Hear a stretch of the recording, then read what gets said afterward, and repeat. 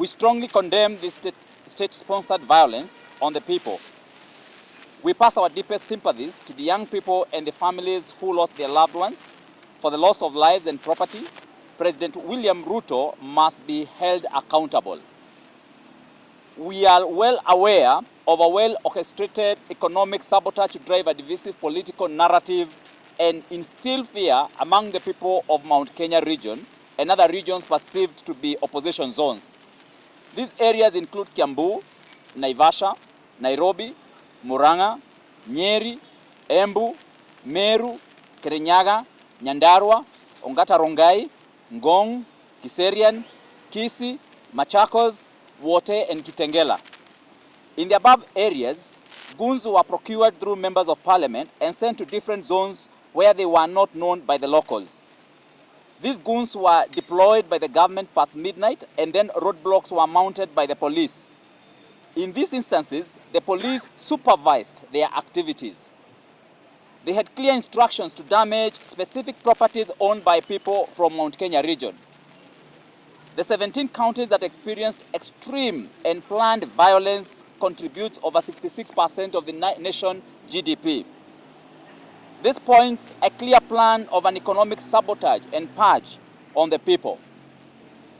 In non-opposition zones, to some extent, demonstrations were peaceful and there was no looting or destruction of property because the government did not plan to deploy goons. For instance, in Nyeri town, goons were organized to loot and beat up journalists under police supervision and protection. In Limuru town, goons were dropped at 7 a.m. They lit fires on the road as police watched. Luckily, the locals overpowered them. On Waiyaki Way, Kiambu Road, and Thika Road, thugs beat up people and looted as police watched them. On Sunday, 6th June 2025, at a church function in Meru, Tigania West, Buri MP Mugambi Rindikiri, in front of CS for Interior, Kipchumba Murkomen, said that the supermarkets in Meru would be raided on Monday, 7th July 2025. True to his word, Maguna supermarket was raided and torched. How did he know about it before it all?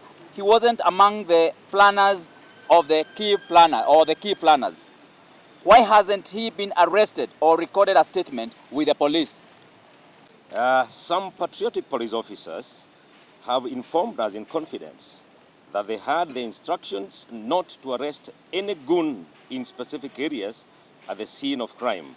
This is an orchestration and a scheme to arrest innocent Kenyans later. Notably, this morning, several innocent Gen Zs who did not perpetrate any destruction are being arraigned in different courts in a bid to suppress their rights under Article 37 of the Constitution. Further, political and party leaders affiliated with the second deputy president are being charged with fictitious and trumped-up charges. Honorable Gitonga Mukuji, DCP National Youth Leader Wajiko Thiga, and DCP Kiambu Leader Peter Kinyanjui Kawajiru are perfect examples. The CS Interior and the President should be well aware that they shall be held personally liable under international and local laws. The script by the President is one of the dictatorial tendencies, discrimination and economic sabotage of the Mount Kenya to suppress them, a violation of the very Constitution he swore to uphold. Yesterday's protests continue to charge the nation negatively ahead of 2027. The cowardly regime is testing what they can do in August 2027. Mr. President, Sabasaba is nothing new in Kenya. It is repugnant to treat young, innocent, and harmless Kenyans as criminals and send goons and your police to loot and kill. Let Kenyans enjoy the fruits of Sabasaba.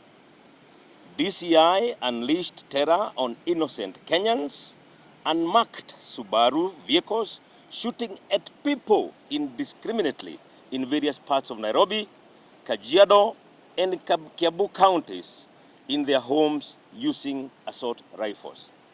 We demand to know the number of Kenyans who died yesterday, as bodies were seen lying on roads across the country.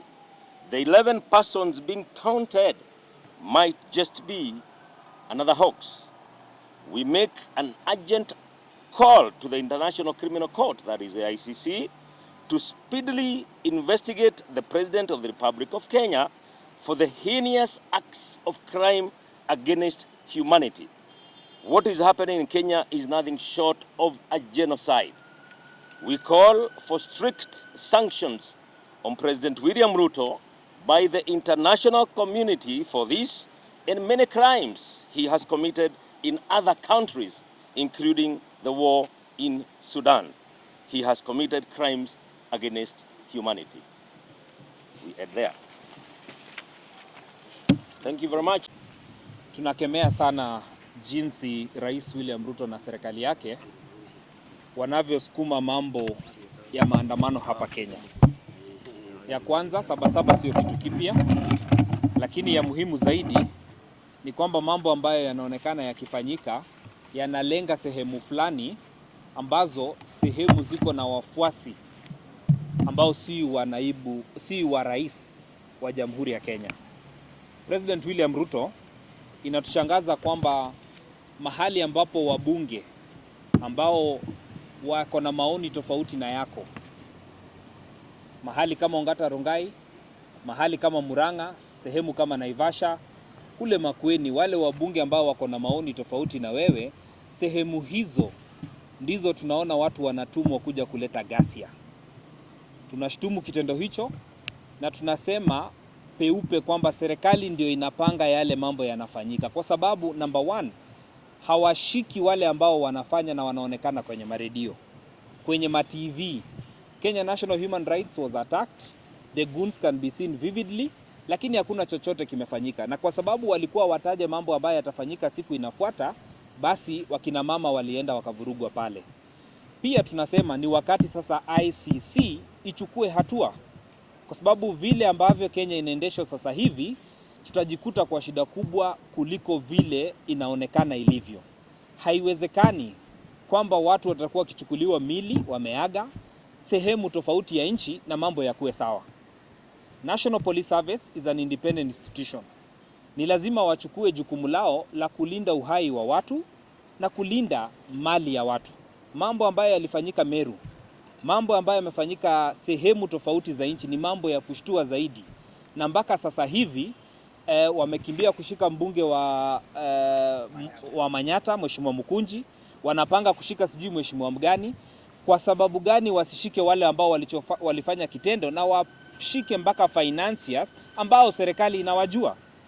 Kweni idara za serikali zinafanya kazi gani kama hawajui nani anafanya shughuli ambayo tuko nayo siku ya leo? Ya mwisho, rais hutasimamisha wajumbe kuzungumza kuhusu mambo ambayo yanafanyika Kenya. You will not silence us by either arresting or by doing anything that you want to do in this country. We will talk about the issues that are affecting the country day and night, if you like it or don't like it. Only to say that the scheme of government to isolate one particular region in this country in order for government to show that we do not have issues countrywide and that only one particular community has a problem with government is a scheme that will not succeed. We know that Gen Zs have very genuine issues which the government has flatly refused to address.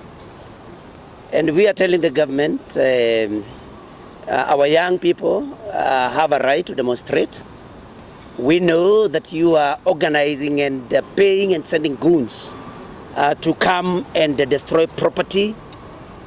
And we have also seen, yesterday we saw one particular police officer, I think in Gong, threatening people and boasting that he had the right, he had been given permission to kill, and that people would sleep in freezers yesterday.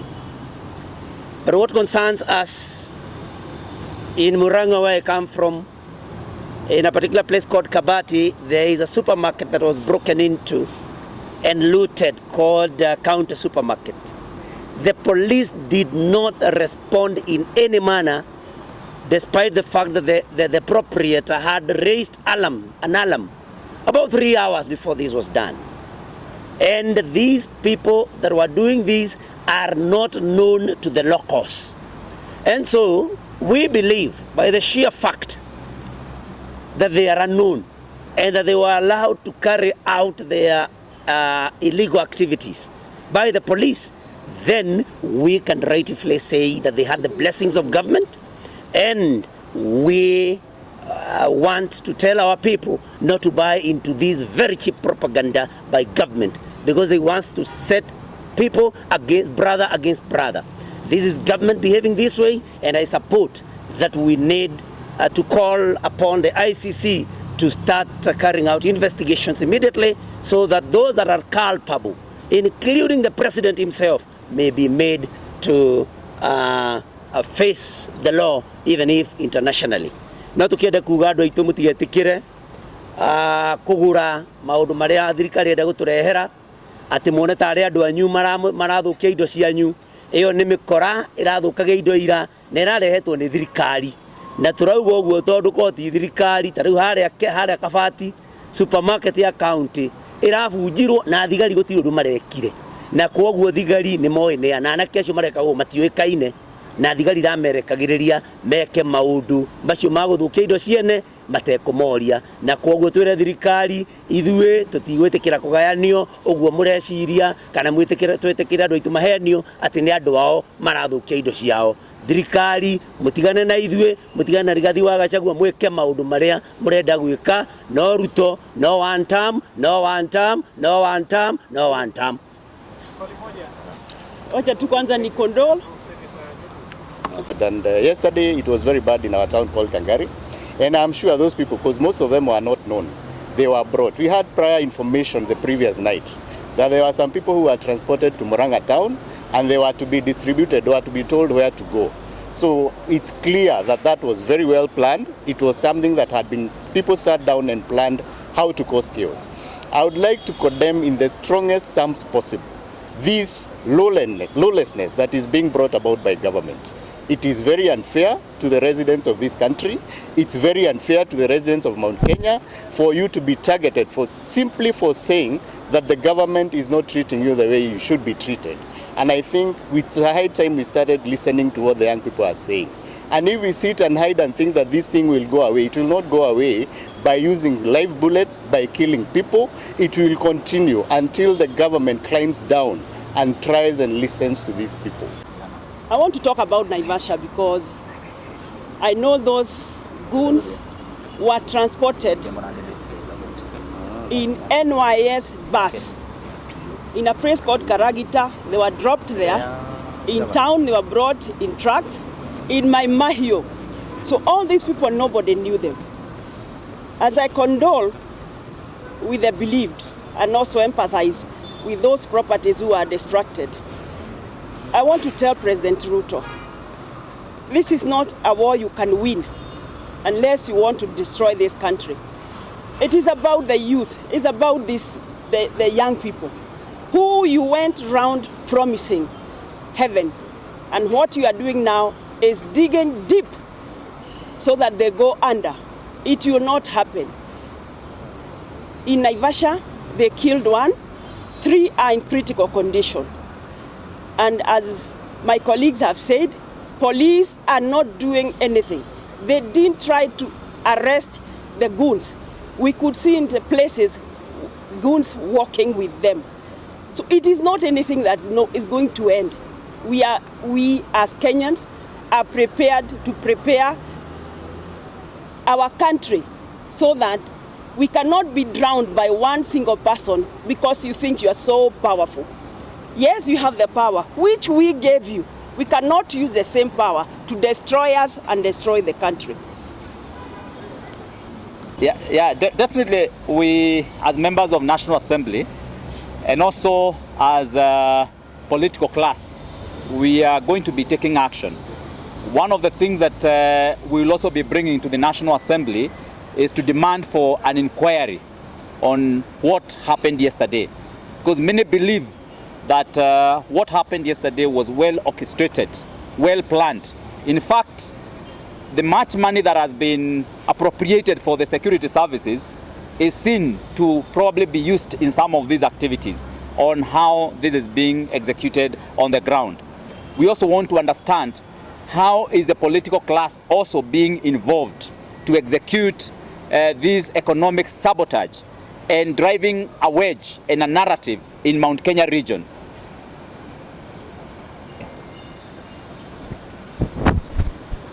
But then our stand as members of the targeted community, we know that the problems that we are facing in this country will not be solved by leaders sitting together.